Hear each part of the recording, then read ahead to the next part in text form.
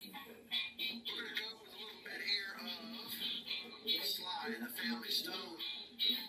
This is from 1969, and it is Thank You for Letting Me Be Myself Again. Let's go for it.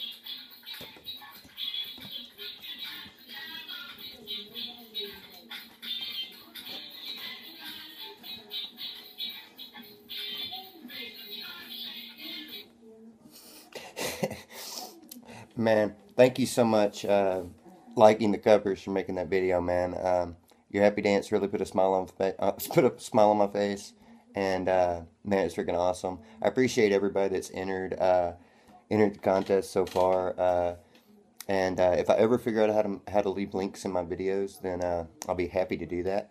But I can't seem to figure that out. But thanks to Tylox and Binto Mania and Punisher 88 and Stacy Pool and oh man, who am I forgetting? J Rocks. Um, all you guys that have made videos, man, I really enjoyed. There's been some really good stories. Tylox had a good story. J Rocks had a good story. Punisher. Everybody's kind of had a little story in their video, which is pretty sweet. Um, I bet that Mel's gonna love your pop, Stacy, and that's cool. Just everything about this has made me really happy, and nothing more so than those happy dances at the end of the video.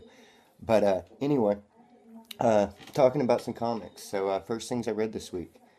First thing that I read, couldn't wait to read, was Eight uh, by Raphael Albuquerque. It's Dark Horse series. Is just freaking gorgeous. I love this book. I love the coloring and just the art style and everything. I'm a huge Raphael Albuquerque fan anyway. But this book is just really well written. Kind of a story that I wanted to see with this whole, like, not really so much time travel as like parallel dimensions, but time travel all at the same time. The different time periods are the past is green, the current is purple, the future is yellow, and the backgrounds will always kind of be that way. So you always kind of know where you are and what's going on, which is freaking sweet.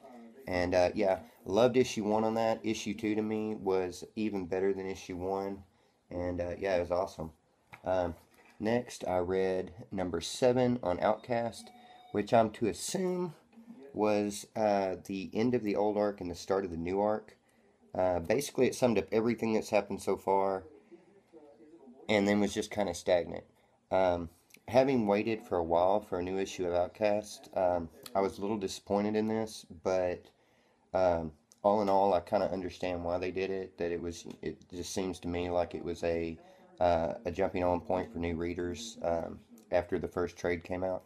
So, hopefully that story is really fixing to get interesting because at the end, he says something like, let's get in the car and get on the road or something. And so, I think that's fixing to really get interesting.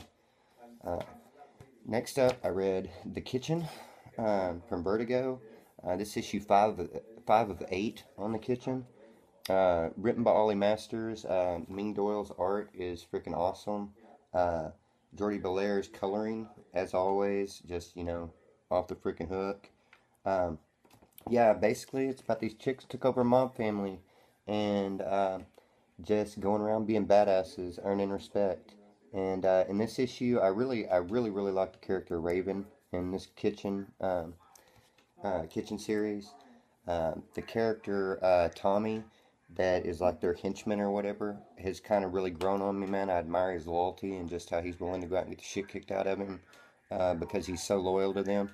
And then just turn around and be like, all right, let's do this. And, let's go out and get correct. Freaking love it. There's just going to be a huge gang war in that, it seems like, that's going to happen between all these different families. And yeah, I don't see that it can be anything but good these last 3 issues. They're going to be bang up, I think. Um, Next up, I read Silk, which also I could not look forward to a new issue of Silk. I loved issue 1 on Silk. Issue 2, I think I liked better. Um, I really like these tweeny series that they've got coming out. When it's done right, like with Silk or Gotham Academy or Batgirl or something like that, in my opinion, then it's kind of a fresh take on reading, man. It just feels new to me. and you know, that's cool. I really like the art style in this, um, and yeah, it's really really good. Basic gist of Silk, if you haven't read Silk, is that she got bit by a radioactive spider. In order to protect her family and everything, she went and like was put into this like prison thing for like 10 years, and now she's back out. She's a little fish out of water trying to find her spot and everything. And in this issue, she kicked the crap out of some Hydra stuff, kind of as a test, I think. And yeah, I really just love her as a character. And yeah, um, I really like this whole "it's behind me" thing. But yeah, really enjoying Silk. Really liked issue 2 as much, if not better, than I did issue 1. Next up, what is quickly becoming one of my favorite books, The Spread. I was going to drop this after issue 2 because I was reading another Justin Jordan series called Dark Gods. I believe it's from Avatar. Um, and I liked Dark Gods better than I liked The Spread at that point. And they were basically the same book. Um, but this lead character, No, right here, in this series has really, really freaking grown on me. I love him. He's a great lead character, even though he doesn't have a whole lot of dialogue. Um, the girl that's following him around is also really, really growing on me. I didn't really care much for her at the beginning because she's not really a very likable person. Um, she won me over in this issue, though, because the preacher guy that has been stalking them, yeah, she puts a spike through his freaking head, and winner, man. Um, but yeah, Spread has been really, really good. I thought the illustration in this one, that there was a lot more of the spread, which was cool.